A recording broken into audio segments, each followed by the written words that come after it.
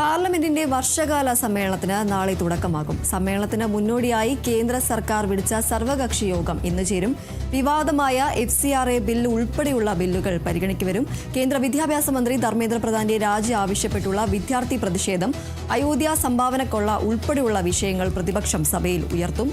ആന്റണി ജിസ്റ്റർ ചേരുന്നു വിവരങ്ങളുമായി. ആന്റണി, ഏതായാലും വർഷകാല സമ്മേളനത്തിന് നാളെ തുടക്കമാവുകയാണ്. എന്നാൽ ഒട്ടനവധി വിവാദങ്ങൾ കനക്കുന്ന ഒരു സാഹചര്യത്തിൽ ഈ ഒരു പാർലമെന്റ് സമ്മേളനം കൂടുതൽ പ്രതിഷേധങ്ങൾക്കും അല്ലെങ്കിൽ പ്രതിപക്ഷത്തിന്റെ പ്രതിഷേധങ്ങൾ ഉണ്ടാകാനുള്ള ഒരു സാധ്യതയാണുള്ളത്. എന്തൊക്കെയാണ് മറ്റു വിവരങ്ങൾ?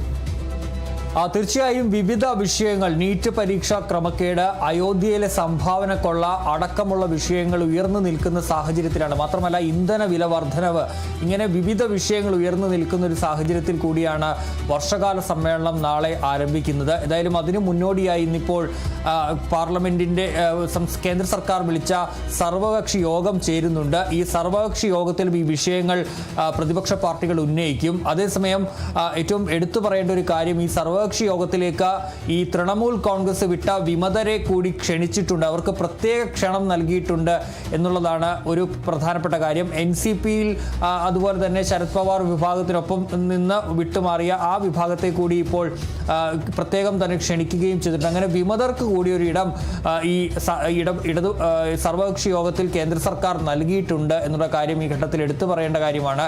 ഏതായാലും ഈ വിഷയങ്ങൾ ശക്തമായി തന്നെ സഭയിൽ ഉന്നയിക്കാനാണ് പ്രതിപക്ഷത്തിന്റെ തീരുമാനം. പ്രത്യേകിച്ച് അയോധ്യയിലെ സംഭാവന കൊള്ള, അത് കഴിഞ്ഞ ദിവസങ്ങളിലൊക്കെ കേന്ദ്ര സർക്കാർ പ്രതിപക്ഷം ശക്തമായി ഉന്നയിച്ചതാണ്. ഇക്കാര്യത്തിൽ പ്രധാനമന്ത്രി അടക്കം മറുപടി പറയണമെന്ന ആവശ്യം പ്രതിപക്ഷം ഉന്നയിക്കുകയും ചെയ്യുന്നുണ്ട്. അതുപോലെ തന്നെയാണ് ഈ കേന്ദ്ര വിദ്യാഭ്യാസ മന്ത്രി ധർമ്മേന്ദ്ര പ്രധാന്റെ രാജി ആവശ്യപ്പെട്ടുള്ള വിദ്യാർത്ഥി പ്രക്ഷോഭം, CJP ആണ് പ്രക്ഷോഭം നടത്തുന്നത്. ആ പ്രക്ഷോഭവും സഭയിൽ ഉന്നയിക്കാനാണ് പ്രതിപക്ഷത്തിന്റെ തീരുമാനം. അതുപോലെ തന്നെ നീറ്റ് പരീക്ഷാ ക്രമക്കേട് അടക്കമുള്ള വിഷയങ്ങളും സഭാതലത്തെ പ്രക്ഷുബ്ധമാക്കുമെന്ന കാര്യത്തിൽ തർക്കമില്ല. ഏതായാലും പ്രതിപക്ഷത്തിന്റെ പ്രതിഷേധത്തിനുള്ള വിഷയങ്ങൾക്ക് പുറമെ തന്നെ ചില ബില്ലുകൾ കൂടി, വിവാദമായ FCRA ബില്ല് കൂടി കേന്ദ്ര സർക്കാർ ഈ പാർലമെന്റിന്റെ പരിഗണനയിലേക്ക് വരും എന്നുള്ളതും ഒരു പ്രധാനപ്പെട്ട കാര്യം തന്നെയാണ്. നമുക്കറിയാവുന്ന പോലെ കഴിഞ്ഞ സമ്മേളനത്തിൽ ഈ FCRA ബില്ല്, വിദേശ സംഭാവന നിയന്ത്രണ നിയമം, അതായത് രാജ്യത്തുള്ള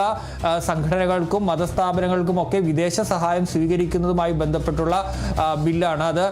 അതിലെ വ്യവസ്ഥകൾ ഭേദഗതി ചെയ്തുകൊണ്ടുള്ള ബില്ല്. അതിനെതിരെ വലിയ പ്രതിഷേധം കഴിഞ്ഞ തവണ ഉയർന്നിരുന്നു. ക്രൈസ്തവ സഭകളും പ്രതിപക്ഷ പാർട്ടികളുമൊക്കെ വൻ പ്രതിഷേധം ഉയർത്തി. തുടർന്ന് ആ ബില്ല് പരിഗണിക്കുന്നതിൽ നിന്ന് കേന്ദ്ര സർക്കാർ പിന്നോട്ട് പോവുകയാണ് ചെയ്തത്. അത് അന്ന് നിയമസഭാ തെരഞ്ഞെടുപ്പ്, കേരളം അടക്കമുള്ള സംസ്ഥാനങ്ങളിൽ നിയമസഭാ തെരഞ്ഞെടുപ്പ് നടക്കാനിരുന്ന സാഹചര്യത്തിലാണ് അത്തരമൊരു പിന്മാറ്റം കേന്ദ്രത്തിന്റെ ഭാഗത്ത് നിന്ന് ഉണ്ടായത്. പക്ഷേ ഈ സമ്മേളനത്തിൽ ആ ബില്ല് പാസ്സാക്കാൻ തന്നെയാണ് കേന്ദ്രത്തിന്റെ നീക്കം എന്നുള്ളതാണ് മനസ്സിലാക്കാൻ കഴിയുന്നത്. അന്ന് അവതരിപ്പിച്ച അതേ ബില്ല് തന്നെ ഈ ചർച്ചയ്ക്കെടുത്ത് അത് പാസ്സാക്കാനുള്ള നീക്കമാണ് നടത്തുന്നത്. സ്വാഭാവികമായും ആ ബില്ല് വരുമ്പോൾ പ്രതിപക്ഷത്തിന്റെ ഭാഗത്ത് നിന്ന് ബില്ലിനെതിരെ ശക്തമായ പ്രതിഷേധം ഉണ്ടാകുമെന്നുള്ള കാര്യത്തിൽ തർക്കമില്ല. പ്രത്യേകിച്ച് കേരളത്തിൽ നിന്നുള്ള MPമാരടക്കം അതിനെതിരെ ശക്തമായി രംഗത്ത് വരികയും ചെയ്യും. ക്രൈസ്തവ സഭകൾ അതിനെതിരെ വരുമെന്നുള്ള കാര്യം ഉറപ്പാണ്. അങ്ങനെ അതും സഭാതലത്തെ പ്രക്ഷുബ്ധമാക്കുന്ന ഒരു ബില്ലാണ്. അതുപോലെ തന്നെ മറ്റൊരു ബില്ലെന്ന് പറയുന്നത് ഈ വന്ദേ മാതരത്തെ അപമാനിക്കുന്നവരെ അല്ലെങ്കിൽ അനാദരിക്കുന്നവരെ ജയിലിലിടുന്ന, അവർക്ക് ശിക്ഷ ഉറപ്പാക്കുന്ന ഒരു നിയമം കൂടി, ബില്ല് കൂടി പരിഗണനയിലേക്ക് വരുന്നുണ്ട്. അതുപോലെ തന്നെ ജനന മരണ രജിസ്ട്രേഷൻ കർശനമാക്കുന്ന ജനന മരണ രജിസ്ട്രേഷൻ ഭേദഗതി ബില്ല്, 2026 ആദായ നികുതി ഭേദഗതി ബില്ല്, സുപ്രീം കോടതി ജഡ്ജിമാരുടെ എണ്ണം സംബന്ധിച്ച ഭേദഗതി ബില്ല്, സൂക്ഷ്മ ചെറുകിട ഇടത്തരം സംരംഭക വികസന ഭേദഗതി ബിൽ എന്നീ ബില്ലുകൾ കൂടി ഈ FCRA ബില്ലിനൊപ്പം പരിഗണനയിലേക്ക് വരികയും ചെയ്യും. ഏതായാലും നമുക്ക് കഴിഞ്ഞ സമ്മേളന കാലങ്ങളിലൊക്കെ കണ്ടതുപോലെ വിവിധ വിഷയങ്ങൾ ഉയർത്തിയുള്ള പ്രതിഷേധം പ്രതിപക്ഷം ശക്തമായി തന്നെ സഭയിൽ ഉന്നയിക്കുകയും സഭാതലം പ്രക്ഷുബ്ധമാവുകയും കേന്ദ്ര ഈ സഭാ നടപടികൾ നിർത്തിവെക്കുന്ന സാഹചര്യമൊക്കെ ഉണ്ടാവുകയും ചെയ്തിരുന്നു. സമാനമായ സാഹചര്യത്തിലേക്ക് തന്നെ പോകാനുള്ള സാധ്യതയാണ് കാണുന്നത്. അതേസമയം ഇന്ത്യ സഖ്യവുമായി ബന്ധപ്പെട്ട് ചില ആശയക്കുഴപ്പങ്ങൾ കൂടി നിലനിൽക്കുന്നുണ്ട്. നമുക്കറിയാവുന്നതുപോലെ ഇന്ത്യ സഖ്യത്തിനൊപ്പം ഉണ്ടായിരുന്ന, പ്രത്യേകിച്ച് ഈ തൃണമൂൽ കോൺഗ്രസ് അടക്കമുള്ള പാർട്ടികളിൽ ഭൂരിഭാഗം പേരും ഇപ്പോൾ വിമതപക്ഷത്താണ്. അവർ NDAയ്ക്കൊപ്പം നിൽക്കുന്ന ഒരു സമീപനം സ്വീകരിക്കുന്നു. അതുപോലെ തന്നെ തമിഴ്നാട്ടിലെ സാഹചര്യം നമുക്കറിയാവുന്ന പോലെ തമിഴ്നാട്ടിൽ DMK സഖ്യം വിട്ട് കോൺഗ്രസ് വിജയ്ക്കൊപ്പം ചേർന്നതോടുകൂടി അവിടെയും ബന്ധം വഷളാണ്.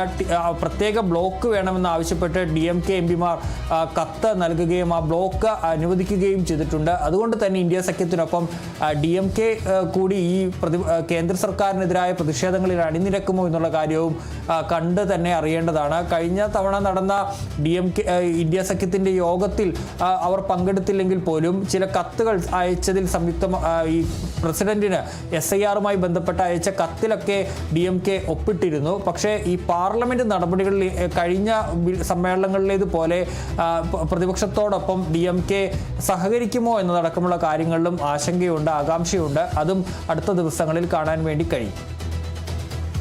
ശരി, എന്തായാലും പാർലമെന്റിന്റെ വർഷകാല സമ്മേളനത്തിനാണ് നാളെ തുടക്കമാകുന്നത്. സമ്മേളനത്തിന് മുന്നോടിയായി കേന്ദ്ര സർക്കാർ വിളിച്ച സർവകക്ഷി യോഗം ഇന്ന് ചേരും.